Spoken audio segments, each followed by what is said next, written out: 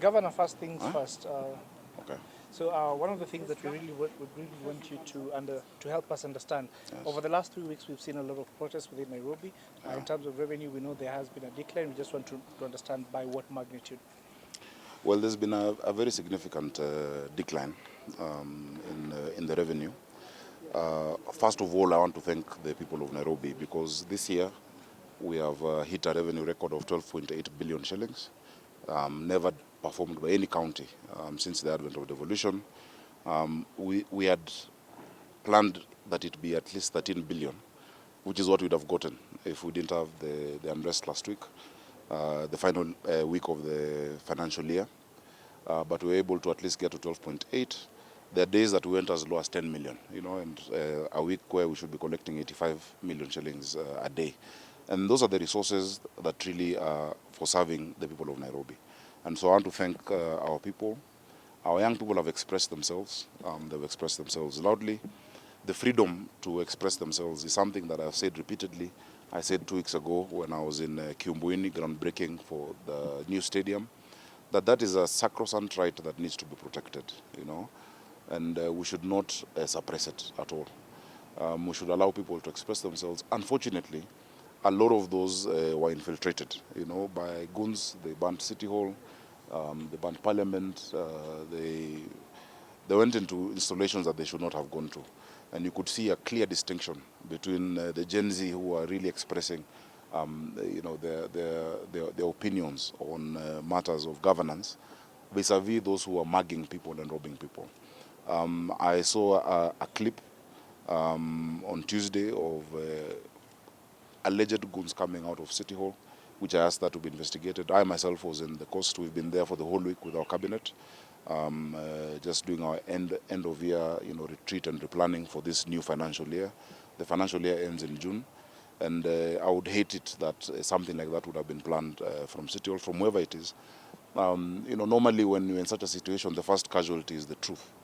And when the first casualty is the truth, opportunistic politicians even try to bring themselves into such, a move to taint their opponents, And so if somebody would try to claim that I, the governor, was meeting people to plan violence in City Hall. While one, I was in Diani, number one, with my cabinet from Sunday. I've just come back this morning. And number two, I have always believed in siasa safi. I've always believed in that freedom of expression, even when it is not within my political side of the equation. You remember a few years ago, I released, or rather I sought the release of an opposition politician who was incarcerated, and that was because he had insulted the president, because I believe people should express themselves. And so, and anyone, would try to make it look like it's you by doing it from City Hall, If you were to do such a thing, you would not do it in plain sight, and from where you work, you would not do it that way. And so I really condemn that. I condemn those who hurt other young people, those who destroyed businesses. We have buildings that burnt in the city. At some point, these people were preventing our fire engines from coming out of the fire station on Tomboya Street, and that is why some of those buildings really went down. And I want to thank the young people, because you have seen, you saw the Senate yesterday. We saw the stance that now leaders are taking, that it has created an opportunity for deep reflection and action by government. I was very happy to see people refusing vehemently salary increments. That has never happened in the Republic of Kenya.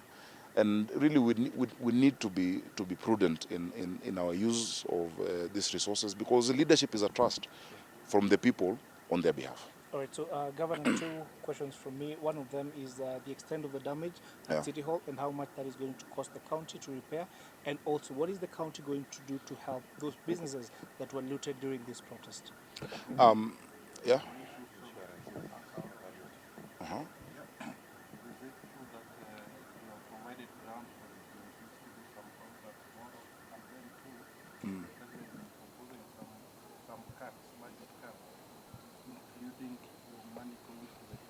Yeah. Thank you.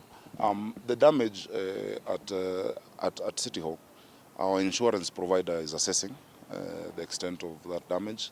Fortunately, we have insured all our properties. You saw that they also burnt down our mobile recording studio. You know, there's a 40-foot mobile recording studio that was at Urupak, costing I think around 60-something million shillings. That goes around and to the different sub-counties. It was burnt down.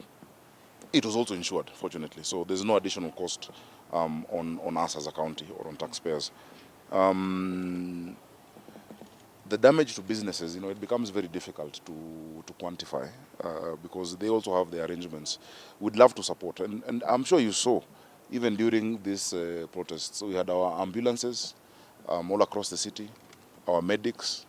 I waived all the fees at our public hospitals, that is Mbagathi, Mama Lucy, Pumwani, Mutuini, and all the facilities of the county. We've gotten those reports from our CEOs, not because we are supporting protests, but because we acknowledge the right of expression that is sacrosanct in our constitution. It is true, I have received a request for a concert, a peace concert, to be done at Uhuru Park. I see no problem with it. Because if it is that genuine expression, it is good. First of all, Uhuru Park belongs to Kenyans and Nairobians. It doesn't belong to me. I am just a steward over that resource. I know it is currently an active crime scene. I hope the DCI will conclude. It is very fortunate that we have CCTV footage from City Hall of those who came and burnt it down. I've seen frivolous accusations, but those who are caught on camera, so one of them works in an MP's office in Nairobi. One of them works in an MP's office. They'll have to answer. The MP who sent them or the politicians who sent them allow the torching of such equipment because it is by taxpayers' money that we are able to provide these services for Nairobi. We've discussed the challenges that we have and the opportunities and the hope that we're seeing in the coming year. I'm very happy that, in the last 2 years, we've been able to employ more than 3,500 of these young people in the Green Army. We've employed another 1,000 as constables. And based on the limits that we have, we're doing our best. That today, even despite the harsh economic times, every child in a public primary school is assured of a meal. We're feeding 200,000 children every day at 5 shillings. And third term, as we conclude the next 7 kitchens, we'll be feeding 316,000 children. Those are things that also bring hope that every cloud has a silver lining and our country is going somewhere. So, Governor, maybe what's your standpoint on the... Sorry, his question has not been answered. Yeah. And also, Governor, just in relation to that, we know that the conversation around austerity has been brought again to the forefront. So we want to understand what is Nairobi County going to do in relation to the same, and also from where you sit, earlier on during the committee session, you talked about how the county has been able to increase its on-source revenue. Yeah. Could you be more specific in terms of the areas that then you were able to tighten and get all those resources? Okay. Number one, on the reduction that is being proposed, unfortunately, the proposal to amend the county allocation of revenue does not amend the division of revenue. DORA is not amended through the county allocation. County allocation just divides amongst counties. But the split between what the national government gets and what the county governments get is done in the division of revenue bill. That cannot be amended, actually. If you look at Article 219 of our Constitution, it says that where there is a shortfall, and even the PFM says that where there is a shortfall in the resources that have been passed by Parliament to the counties, the national government is supposed to bear that shortfall. Our record revenue, Nairobi City County hitting 12.8 billion, and Nairobi Water actually breaking the 10 billion barrier. We have closed at 10.7 billion shillings, has been because of digitization and reducing the channels of corruption. When you have no cash policy, a no cash policy, that everything comes directly into the system to our banks and to the county revenue fund, then you find that a lot of wastage and pilferage, where people would collect money, in cash, whether it is parking fees, using technology, we've been able to reduce that. We are now doing regularization of buildings for those who had constructed buildings without prior approvals. That will break in a lot of more resources that we can use to, increase water. I'm very happy that we've been able to now get the Northern Collector concluding in the next few weeks, which adds 140 million liters of water to Nairobi. I've gotten support of another $100 million for Northern Collector 2. and Maragua 4, so to increase 200 million liters of water, so that people, when people see where their money goes to, they're happy to pay. You know, if you're a business and you've paid for a permit and you can see the place being cleaned, you can see this green army coming to collect the garbage, then you're incentivized to actually pay it because it's value for your money. But before, when services are not being offered, people would then not want to pay. So we've made it convenient, and we're able to show the services that we're offering to the people of Nairobi. Sorry, my brother, you had a question. Actually, my question has been asked by Avich. Okay, the Same question on county revenue. the reduction. Yeah, and this year I am so confident we're going to hit 20 billion. Yeah, this year I'm confident we'll get to 20 billion, and it's not just money, just to say tunaokota tu for the sake of kokota, but to serve these people of Nairobi. We are at an advanced stage of sorting out our Biashara fund, where with 100 million shillings that covers for interest and collateral for the banks, we're going to get 1.5 billion that then will give business people, young people, and our women in our markets, etc. If you go today to Mutwini, you will see a market almost concluded at 244 million shillings. Our stadium, today at Dandora, the business that young people are able to do because of that new stadium, that cost us 275 million shillings, the matatu people who are there, those who are selling snacks, etc. That is what is going to happen in Woodley when we conclude Kiumbuini and City Stadium. So a lot of this is ongoing, and I would really appreciate if we can organize even a round table for us to sit down and explain to people what we are doing with the capital city of Kenya. So nawashukuru sana for covering that and for being in solidarity with a country called Kenya, because that is where we draw our allegiance to our country. Asanteni sana. Governor, maybe before you leave, Yeah. the residents of Kawangware and complaining about that garbage Yes. in Kawangware, what do you have to tell them?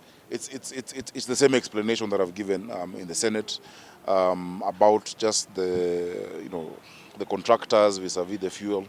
There's that one in Salim Road and Gitanga Road. It is going to be cleared, but also agreeing with the CBOs on which are these sites and when to dump that site. Because when you bring out garbage and it's all the day that the truck is coming, then it starts piling up. In 2-3 days, it brings a lot of negative effects to the environment.